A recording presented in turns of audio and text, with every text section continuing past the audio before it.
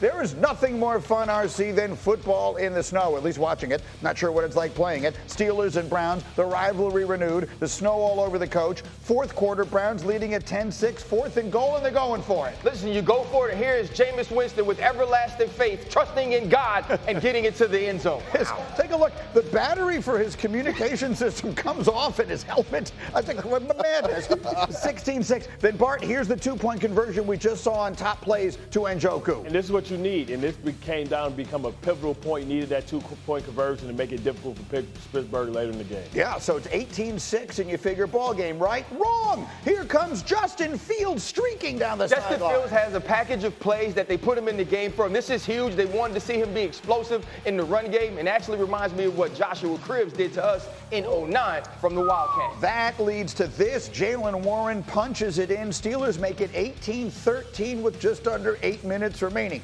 Same score. Browns have a 2nd and 9. Winston trying to get something done.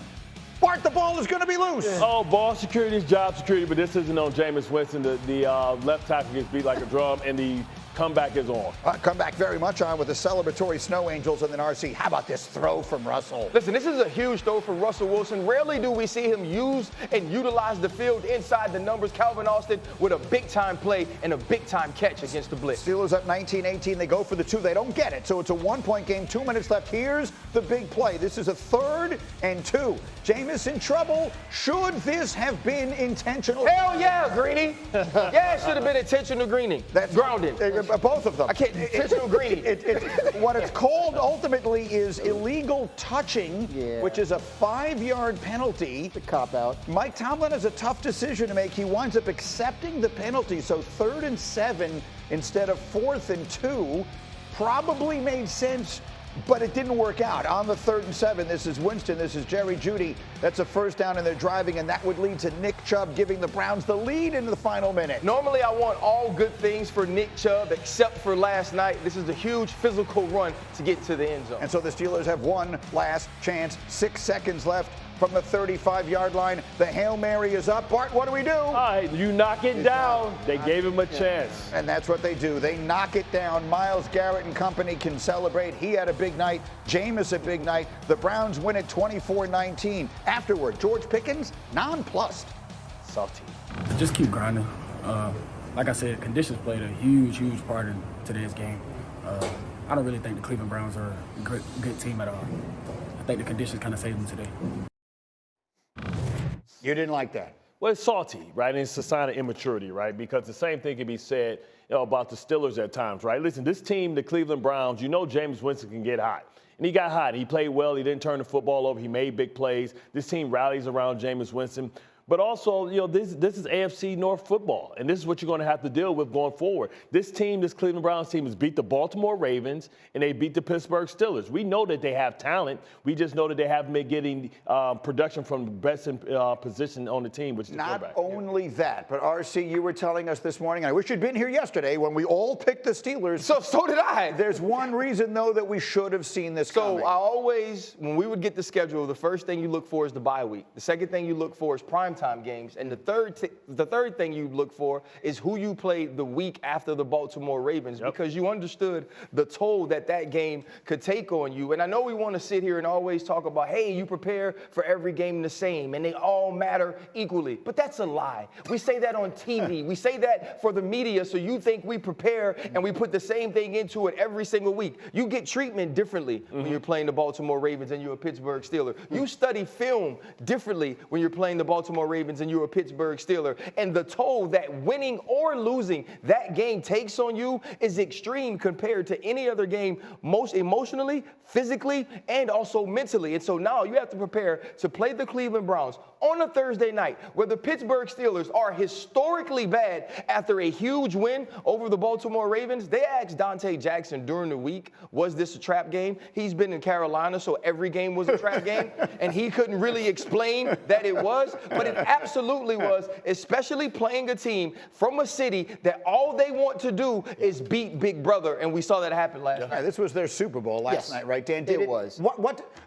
We have been. I feel like every single week is a referendum on the Steelers. Yeah. So what do we they're say 8-3, so it's been pretty good. Mostly, but that's not again, with this thought notwithstanding, that's a game I spent the whole day yesterday talking about how, well, look, they're going to be 9-2 and they're going to be a Super Bowl team, and now all of a sudden, here we are. Where are we? I oddly came out of last night feeling a little bit better about the Steelers because, the Browns go up 18-6 in the fourth quarter. And I'm thinking, well, that's it. Like, the Steelers in this offense are not coming back in these conditions. And they did. They come back and take the lead.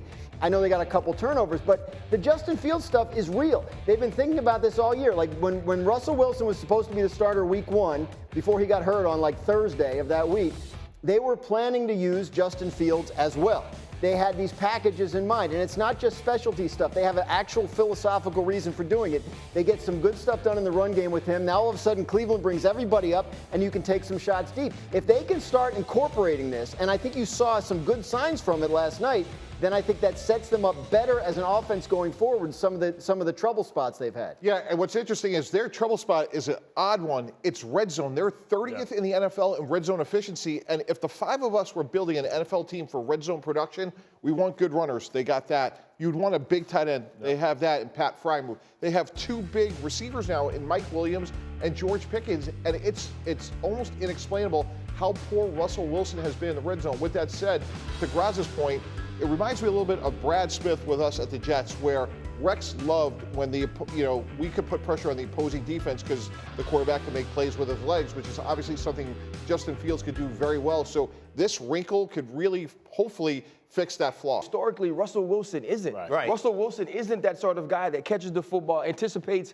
where he's going to go, and gets it out of his hands. You also have to play in between the numbers in the red zone because those are the quicker and easier throws. And so you don't have a quarterback that excels in that position of the field, and you don't necessarily have a running game that you can count on time and time again. And so where we can say to ourselves, Russell Wilson is playing well, this defense is playing well, they will fix red zone problems, we can't be sure of that just because we feel like they have some of the requisite pieces. And that's why I don't think the Pittsburgh Steelers are a serious contender. I think they're a team that nobody's going to want to play because they're a physical football team. They can run the football. I can see them maybe beating a team, but I don't see them going as a true contender for the Super Bowl because of those type of things. Touchdowns matter in the playoffs. Yeah. You got to put 7 on the board and put pressure on the team. And in the playoffs, Ryan, the game goes so fast. You look up and it's the fourth quarter, and it's about, can you get 7 on the board and not 3? But the difference, to me in the North this year, guys, is the Steelers' defense is an A, and your Ravens, it's a C- at best. And to me, that's the difference. Lamar Jackson is unbelievable MVP candidacy. They're going to have to outscore teams, but at some point, they're 28th in opponent third down conversion. You can't win in the playoffs when you can't play third down defense. But last week, you look at what the game came down to. It came down to 3 turnovers by the Baltimore Ravens and not being able to hit field goals. That game is always going to be tight. I don't care what the defenses are. They play each other well. Yeah, and I think that's the other piece of it is, too, we're not looking at the way that this Pittsburgh Steelers defense will play against Lamar Jackson. We actually saw it the week before against Jaden Daniels. They do extremely well against running quarterbacks and teams that like to called quarterback runs or zone reads. But you're going to have to beat Patrick Mahomes. Right. You're going to have to beat Josh Allen as well. And so when you get into some of those games with those players who understand how to play from the pocket and push the football down the field, are you going to be able to create enough explosives offensively? Because we know that's huge with Russell Wilson. And when it gets down into the red zones and things get tighter and you don't have that moon ball, can you find ways to score? So I'm going to say everybody's favorite cliche, which means absolutely nothing. The Steelers absolutely could beat anyone and absolutely could lose to anyone. Absolutely. Yeah. That's sort of the way their team is made. But so much about how are you getting better? And if they are working, if they're in the lab working on ways to score more points and evolve the offense, and if that involves Justin Fields, and if it involves incorporating Mike Williams, who just got there, and maybe he's a helper in the red zone. This was a snow game in Cleveland against a team that was fired up to beat them on a short week coming off their toughest game of the year. I don't ding the Steelers for last night at all. Real quick, when you're running a football team and you're post-trade deadline, you're sitting there saying, how can we improve? How can we improve our team? To Graz's point, if they build this Justin Fields package, that team could look different in December than it does today. So we will see if they're able to get that done. We have a lot more on this game to come, including exactly what it means for the Steelers and for the rest of the AFC North. A little hint here, the odds have completely changed in that division since the game ended. Speaking of the odds, we are once again graced by the presence this morning of our betting expert, Joe Fortenbaugh, who is back with us here with Joe's Best Bets, and he'll be with us all throughout the morning here. Facing forward today. Facing forward, he has figured out in which direction we find the cameras. And so coming out of the Steeler loss last night, which we did not see coming, what is your best bet related to Pittsburgh this morning? Their updated season win total is now 10.5. This is a bet where you can wager over or under 10.5 wins. I'd go under. That means at 8-3, we need them to go 2-4 or worse the rest of the way. Take a look at this schedule, Greeny. Does it get any harder for anybody in the NFL? 2 with the Bengals, 1 with the Ravens, that's on the road. The Eagles on the road, Christmas Day against Kansas City. Now, the key to the handicap is as follows. Pittsburgh in one-score games. They've been playing with fire for a long time now. Over the last 5 years, entering last night, 36, 13, and 1 in one-score games. That's a hit rate of 73%. That is extremely unsustainable. We saw it fall off last night. It's going to continue to fall off moving forward. Keep this in mind as well. Pittsburgh's the only team in the NFL that currently leads the division that the Vegas odds makers do not have favored to win their respective division. We're going to go under 10.5 wins.